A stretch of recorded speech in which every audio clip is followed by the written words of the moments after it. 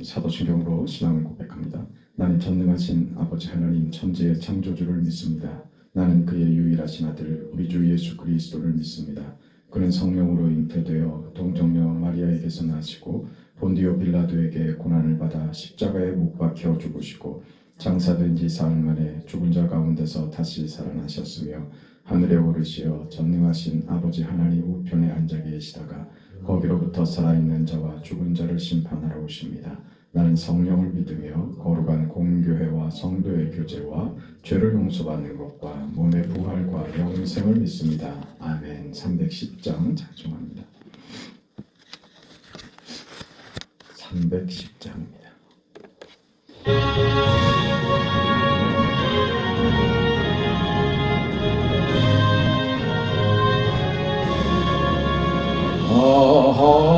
하나님의 은혜로 있을 데 없는 자 왜 구속하여 주는지 난 알 수 없도다. 내가 믿고 또 의지함은 내 모든 형편하시는 주님 늘 보호해 주실 것을 나는 확실히 아네. 왜 내게 굳센 믿음과 또 복음 주셔서 내 마음이 항상 편한지 난 알 수 없도다. 내가 믿고 또 의지함은 내 모든 형편하시는 주님 늘 보호해 주실 것을 나는 확실히 아네. 왜 내게 성령 주셔서 내 마음 감동해 주 예수 믿게 하는지 난 알 수 없도다. 내가 믿고 또 의지함은 내 모든 형편하시는 주님 늘 보호해 주실 것을 난 확실히 아네. 주 언제 강림하실지 혹 밤에 혹 낮에 또 주님 만날 그곳도 난 알 수 없도다. 내가 믿고 또 의지함은 내 모든 형편하시는 주님 늘 보호해 주실 것을 나는 확실히 아네.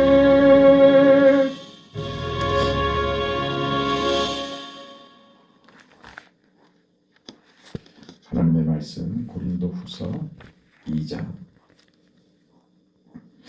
10절 11절 두 절 말씀 보겠습니다.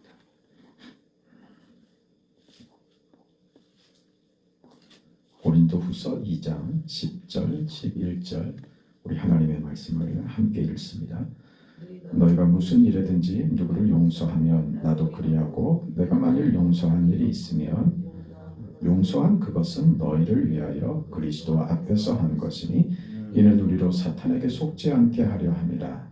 우리는 그 계책을 알지 못하는 바가 아니로라. 아멘. 은혜를 잊고 하나님의 그 사자가 되고 교회를 세우고 목양하던 이 바울에게 있어서 그의 그 감정이 움직이는 것은 자신 개인에 대한 것으로는 그 감정의 요동이 없었습니다. 그 개인적으로 공격을 받고 개인적으로 어떤 오해를 받는 상황에 그가 분노한 일이 없습니다. 자신이 알기 때문입니다. 나를 분노하는 당신, 나를 오해하고 나를 공격하는 당신, 내가 당신과 다르지 않았다는 것을 그 자신이 잘 알고 있어서 누구에게든지 개인적인 어떤 공격이나 오해에 대해서 그 자신이 분노하지 않습니다. 그러나 바울이 어떤 목소리를 크게 낼 때는 언제나 복음이었습니다. 복음에 대해서 교회를 무너뜨리려고 하거나 복음을 방해하는 거짓된 무리들에 대해서는 바울은 단호한 입장들을 취해 왔었죠. 이 교회라고 하는 공동체는 살아있는 움직이는 호흡하는 생명이 있는 공동체고, 그리고 이 지상 현실에 위치하고 있기 때문에 이 참 복잡합니다. 물론 원칙은 가지고 있습니다만 그것만으로 다 설명되지 않습니다. 원칙이 무너져 버리면 교회는 걷잡을 수 없이 돌이킬 수 없는 지경을 맞이하기도 합니다.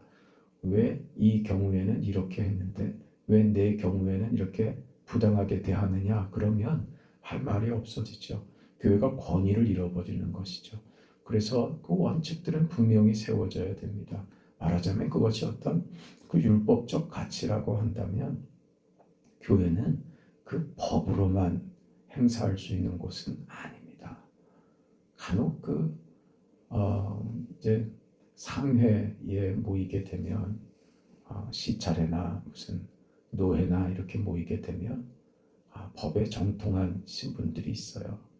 법에 관심이 많고 법은 반드시 지켜져야 된다는 신념으로 법을 지키기 위해서 작은 것 하나도 그렇게 놓치지 못하고 작은 것 하나도 짚고 넘어가야 되고 그 법대로 시행해야 된다고 주장하시는 분들이 있습니다. 그것이 틀린 것이 아닙니다. 그것이 옳은 것이죠. 그러나 우리가 어제도 살펴봤던 대로 교회 안에는, 우리 신앙 안에는 법으로만 적용을 한다면 어느 누구도 버텨낼 수 없고 어느 누구도 자격이 될 수 없다는 것을 우리 스스로가 너무 잘 압니다. 우리는 법으로 구원받은 사람들이 아닙니다. 우리는 법의 어떤 것도 어떤 요구도 지켜내지 못한 사람입니다. 하나님의 법 앞에 만족스럽게 해드린 것이 없는 우리는 죄인들입니다. 그 법의 요구를, 그래서 예수님께서 십자가의 죽으심으로 그 법을 완성하시죠.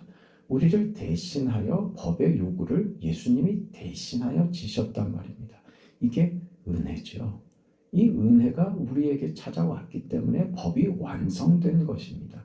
그러니까 법과 은혜, 율법과 은혜는 분리되는 개념으로 따로 있어서 되는 것이 아니라 법이 반드시 필요하고 그 법의 완성은 은혜로 시행될 때 가능하다. 매를 들어야 될 때가 분명히 있죠. 그러나 그 매를 들더라도 부모의 심정으로 눈물을 삼키며 회초리를 드는 것이죠. 그리 되지 않고 어떤 감정으로 느껴지고 부당하다고 느껴진다면 그건 법의 효력이 전혀 없어지는 것입니다. 모두에게 이거는 부당하게 느껴지고 납득이 안 되면 그럼 교회는 법을 지킨다는 미명, 어떤 명분을 들이대서 오히려 은혜로운 결과를 가지고 와야 되는데 그 은혜로운 결과가 아닌 모두에게 상처가 되고 어떤 분노와 수용하지 못하는 어떤 불만들이 쌓이게 되면 나중에 이게 걷잡을 수 없게 되는 것입니다. 교회는 그래서 어려운 겁니다. 그런 것이죠. 법이냐 은혜냐, 법이냐 은혜냐, 이걸 잘 가려야 된다는 거예요. 법을 들이미는데 거기 은혜가 있어야 됩니다. 어떤 사람의 경우에는 법을 지켜야 한다는 이해의 경지에 가 있는 사람도 있고 어떤 사람은 그 경지를 뛰어넘어서 은혜로 대해야 된다, 그런 이해를 가지고 있는 사람도 있을 수 있습니다. 그렇죠. 교회 안에 어떤 사람이 잘못을 했을 때 각자 생각이 다를 수 있습니다. 그렇지 않습니까? 좀 더 이성적이고 냉정한 사람은 이건 안타깝지만 우리가 그냥 넘어가서는 안 됩니다. 이 주장을 할 수 있고, 그렇게 하긴 하되 우리 그 사람을 좀 보호하자 하는 마음으로 좀 넘어가 줄 수는 없지 않냐, 그렇게 말하는 사람도 있을 수 있고, 그것을 시행하되 부드럽게 시행할 방법은 없는가. 너무 이것을 확대하고 모두에게 알리는 공개하는 방식보다는 좀 조용하게 처리할 수 있는 방법은 없지 않는가. 이 각자의 생각이 다 다를 수 있습니다. 말하자면 우리가 살면서, 교회가 존재하면서 어떤 냄새요? 어떤 냄새? 그리스도 안에서 너에게 향기가 되라 그러셨잖아요. 어떤 냄새가 나야 되냐? 생명의 향기가 나냐? 사망의 향기가 나냐? 그게 중요하단 말입니다. 그러니까 이 은혜와 이 법을, 율법을 적절하게 우리가 배치하고 운용할 줄 아는 그런 높은 경지, 그 위치에 우리가 올라가 있어야 됩니다. 그 여유죠. 그건 봐줄 줄도 알고, 아니야, 이건 이렇게 되면 교회가 나중에 어떤 어려움을 겪을지 몰라 해서 그 어떤 눈물을 삼키고 냉정하게 이 일을 처리할 수도 있습니다. 어찌됐든 모든 것이 다 생명의 향기가 나야 된다. 죽음의 향기, 사망의 냄새가 나면 안 된다. 교회는, 그 성도는 살벌하면 안 되는 거예요. 무서우면 안 돼요. 예수 잘 믿는 사람인데 인상이 얼마나 울그락불그락하고 늘 그 화가 나 있고, 저 사람하고 가까이 가는 게 부담스럽고, 저 사람 괜히 잘못 저거 했다가 괜히 혼날 것 같고, 그런 분위기로는 안 된다는 거죠. 그 공포심을 자아내면 안 됩니다. 그건 교회나 우리 개인이나 다 마찬가지입니다. 생명의 향기가, 그 미소 띈 얼굴로, 교회가 그렇게 미소 띈 얼굴로 우리에게 느껴져야 하는 것이죠. 어떤 사람이 와도 반겨주는 거죠. 웃어주고 기뻐해주고 반가워하는 거죠. 반갑다, 반갑다 하는 거죠. 이게 성격이 그런 성격은 그러는 거고, 나는 성격이 그렇지 못해서 나 그렇게 반가워하는 걸, 이렇게 표를 내고 하는 걸 잘 못합니다. 그런 말 하면 안 된다고요. 그건 성격에 따라서 그래도 되고, 성격에 따라서 그걸 잘하는 사람은 그렇게 하고, 그거 안 되는 사람은 안 해도 되고, 그런 문제가 아니라니까요. 여러분, 어디 한 군데가 아픈데요, 어디 다른 데가 더 아프면 이게 아픈 걸 모릅니다. 그렇지 않아요? 우리 감각이라는 게 그렇잖아요. 네? 더 센 감각을 주면 이 작은 감각을 잃어버립니다. 여러분, 우리가 겪는 어떤 삶의 우울함이나 누구나 그런 게 있죠. 왜 없겠습니까? 어쩌다 가만히 있어 보면 세상에 내 편이 하나도 없는 것 같고, 내 옆에서 있을 때는 같이 웃고 함께 있는 것 같은데 뒤돌아서 보면 나 혼자이고, 결국 내가 필요로 할 때는 내 옆에 누가 자발적으로 와서 앉아주는 것 같지는 않고. 왜 그런 생각을 누구나 안 하겠어요? 거기 깊이 빠져버리는 게 병이 되는 거예요.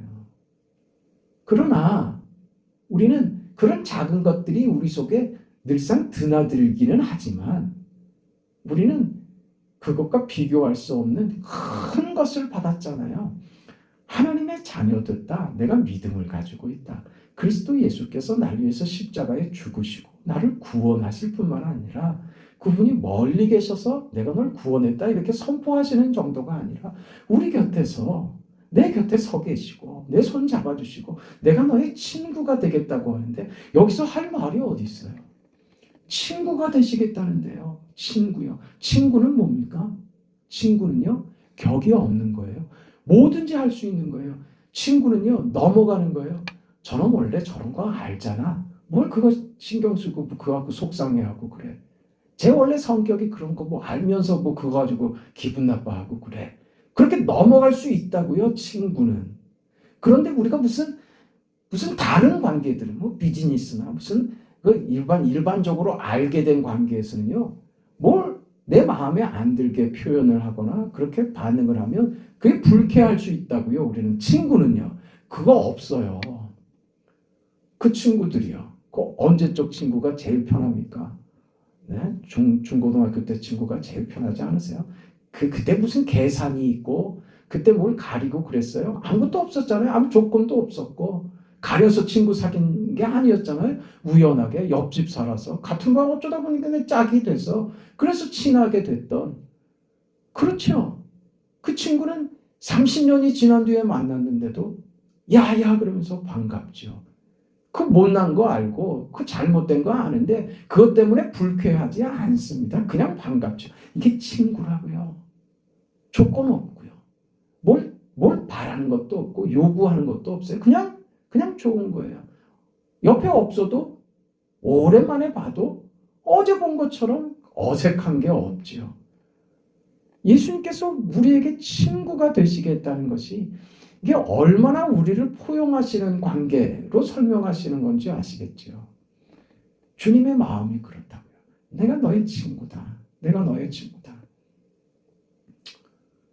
여러분 요즘 그 말이 많지 않습니까? 대통령 부인하고 가깝게 지낸다고 알고 지낸다고 그것 갖고 온갖 짓들을 다 하고 그걸로 권력 행사를 하고 가는 데마다 잘난 척하고 권력 실세에 내가 줄이 다 있다. 내가 한마디 하면 다 될 것처럼 그런 인간들이 있단 말입니다. 네? 그건 세상에서 참 못되게 그 바보같이 쓰는 것들이죠. 근데 우리는 말입니다. 예수께서 우리의 친구이신데 그걸 써먹을 줄도 몰라. 그게 얼마나 내게 큰 명예가 되고 내게 얼마나 큰 그 배경이 되는지 그거 우리 알잖아요. 그렇죠? 그러니까 세상에서 좀 배신당하고 좀 섭섭한 일을 겪어도 예수께서 나의 친구 되시는 이 놀랍고 큰 이 사실 때문에 우리 모든 거 견뎌내고 아무렇지도 않게 넘길 수 있는 겁니다. 지금 바울이 그 지경에 가 있는 거죠. 지금 고린도 교회는요. 그걸 이해를 못하는 거죠. 아버지가 무섭게만 느껴진다면 그 아버지는 마음이 얼마나 섭섭하고 괴로울까요? 그 마음이 그렇지 않은데 저 녀석이 내가 매 한 번 들었다고 날 이렇게 무서워하고 나를 피해서 도망다니고 그럼 그 부모의 마음이 어떻겠어요? 하나님을 향해서 우리가 어떤 두려움이나 이걸 율법으로 이해를 해버리면 우리는요 아버지를 모르는 겁니다. 내가 널 위해 내 아들을 죽였다.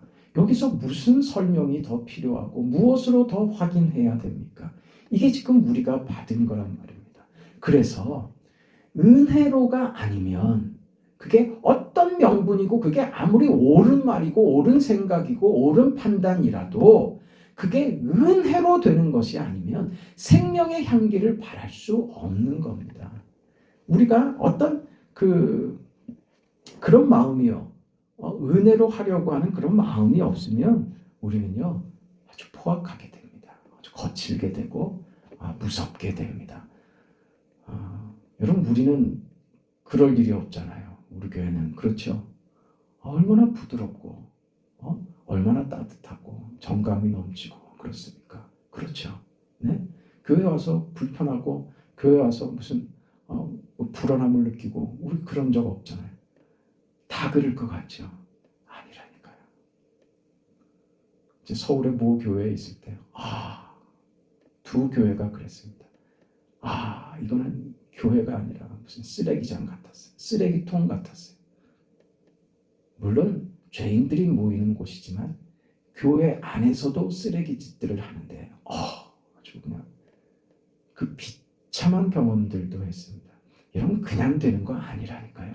그게 세상에 그 죽은 시체 썩는 냄새를 그게 교회에서 풍기면 안 되는 거예요. 교회에서는 그 냄새가 다 씻겨져서 교회에서는 생명의 향기가 바래져야 되는 것입니다.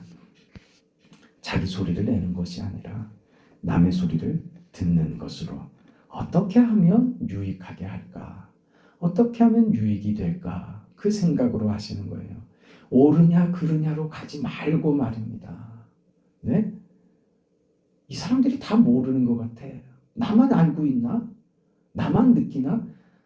그거 건방이라고요. 그 교만이고.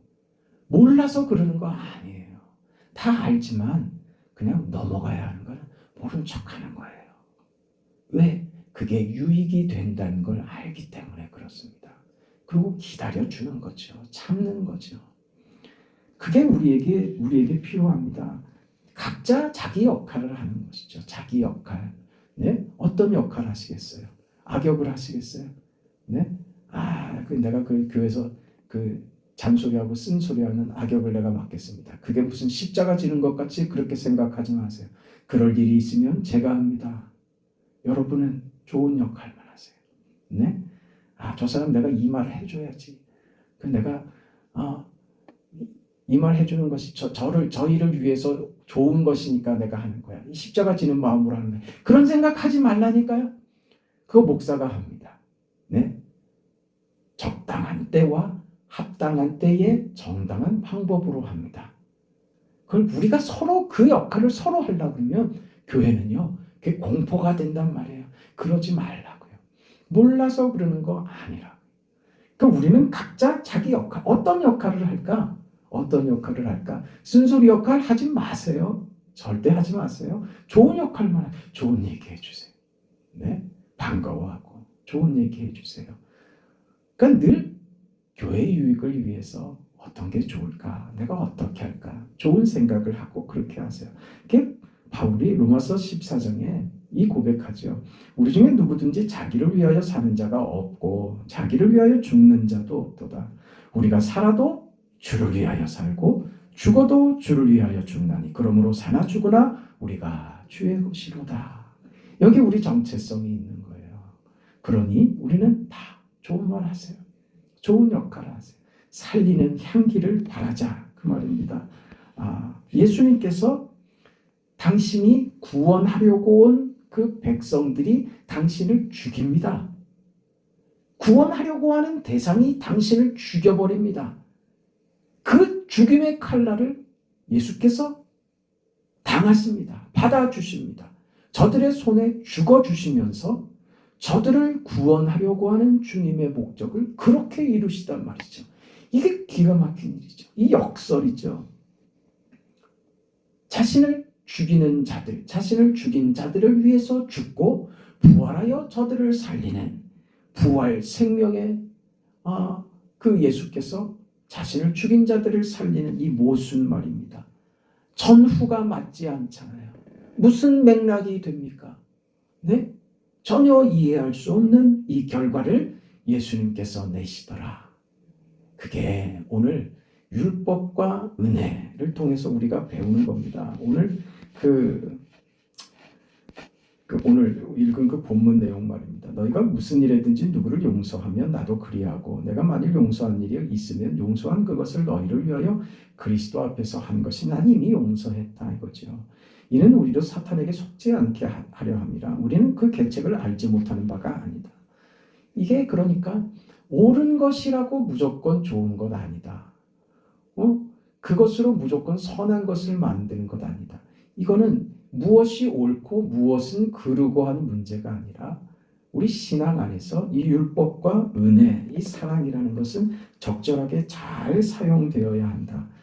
그러기 위해서 그 각자가 자기 역할과 자기 은혜대로 이런 표현들을 할 것인데 만약에 이 템포가 안 맞는 거죠.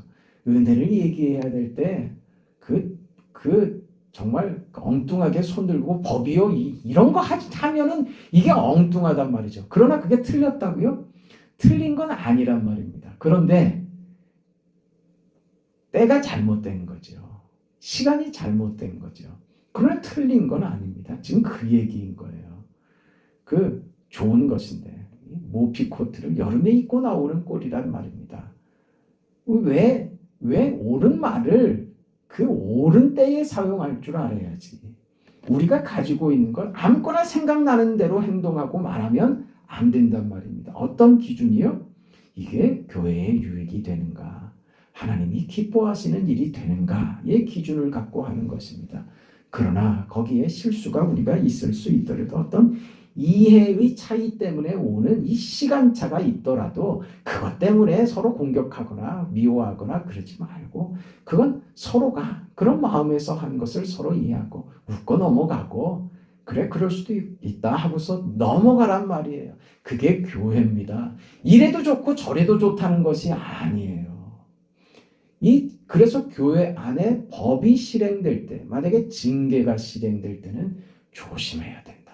정말 조심해야 된다. 무엇을 해도 모두가 수긍하고 이해하고 받아들일 수 있는 그런 방법과 수준으로 해라. 언제나 그래서 은혜의 결과가 나타나게 해라. 우리 개인의 신앙에서도 마찬가지다. 딱딱한 사람 되지 마라. 부드러워져라. 좀 유연해져라. 그렇게 너의 인생을 은혜가 발현되도록 이렇게 모든 사람들에게 편안함과 여유와 따뜻함을 느끼는 그런 보호막통처럼 말이에요. 그런 인생으로 살라. 그 말씀 잘 받아서 그 인생 멋지게 살아내시기를 주의 이름으로 축원합니다. 살아계신 아버지 하나님, 하나님의 은혜와 사랑을 감사드립니다. 한 주간 시작합니다. 믿음으로 이겨내도록 하나님 도와주옵소서. 저녁마다 우리 기도하기를 원합니다. 기도할 때 하나님께서 우리가 기도할 많은 제목들이 하나님의 은혜 가운데 이루어지게 하여 주시옵소서. 우리로 기도하게 하시고 즉시 하나님께서 응답하여 주셨음을 우리가 경험하였습니다. 어찌 우리가 기도를 안 할 수가 있겠습니까? 자비하신 아버지, 우리 심성희 성도님, 우리 손한순 집사님, 우리 조장로님 내일 입원하시고 수요일에 시술을 앞두고 있는 이 중요한 일들, 우리 정순기 목사님, 우리 박창건 장로님과 김옥희 권사님, 우리의 마음이 아프고 눌리고 하나님의 은혜가 필요하여 우리가 할 수 없는 그런 문제들 앞에 하나님 앞에 기도하오니 자비하신 아버지 하나님 선하신 뜻을 이루어 주시옵소서. 우리 장로님 시술이 은혜 가운데 완벽하게 깨끗이 진행되도록 집도하는 의사의 손길을 주께서 붙잡아 주시고 정말 그 생에 가장 완벽한 시술을 해낼 수 있도록 주의 성령이 간섭하여 주시고 직접 치료하여 주시옵소서. 새벽에 우리의 간구에 하나님 응답하옵소서. 예수님의 이름으로 기도합니다. 아멘. 하늘에 계신 우리 아버지여 이름이 거룩히 여김을 받으시오며 나라가 임하시오며 뜻이 하늘에서 이루어진 것 같이 땅에서도 이루어지이다. 오늘 우리에게 일용할 양식을 주시옵고 우리가 우리에게 죄 지은 자를 사하여 준 것 같이 우리 죄를 사하여 주시옵고 우리를 시험에 들게 하지 마시옵고 다만 악에서 구하시옵소서. 나라와 권세와 영광이 아버지께 영원히 있사옵나이다. 아멘.